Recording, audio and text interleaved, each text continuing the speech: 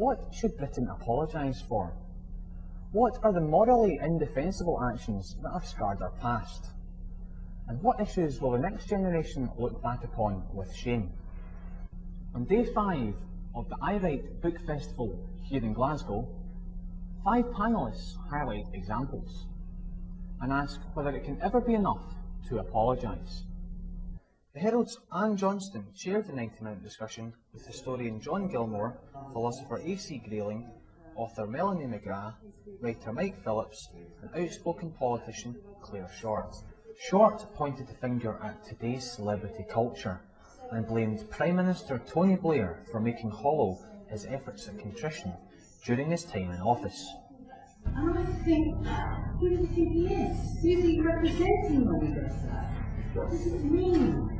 The kind of torture and pain of some of these events, he could consider about them the Irish potato famine. Then why aren't we doing more about Power 4?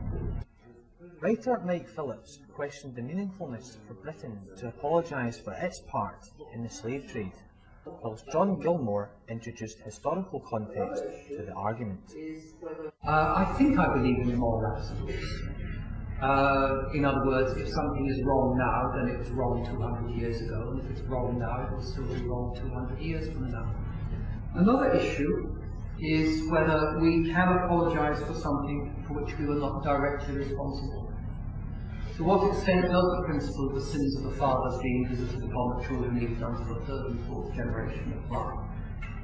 And there is some validity in this argument.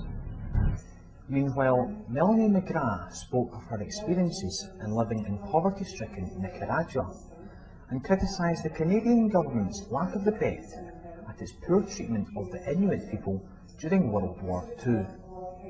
A.C. Grayling returned to the topic of slavery and condemned talk of apologising for the events of the past, instead pinpointing the need for action on modern-day exploitation. Well, the United Nations says there are 12 million people living in slavery today, this very day now, in all sorts of ways. That be human trafficking, or child labour in Africa, or the AIDS orphans in Africa, or speculative labour in South Asia. There are at least a million people, if not more, in the gulag of forced labour camps in China. I mean, think of it. 12 million people at least living in slave-like conditions in our contemporary world today. And what are we doing talking about making apologies for things that happened 200 years ago and not doing something about those people now?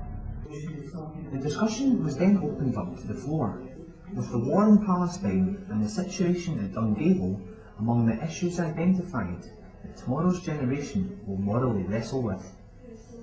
Another large audience continued the debate, and Glasgow's head of libraries, Karen Cunningham, expressed delight at the event's success. The sales for the main programme are just exceeding all our expectations. Initially we had been looking for an overall target of people participating of about 15,000. We're way beyond 20,000, and I think by the end of the week it's going to be even more spectacular.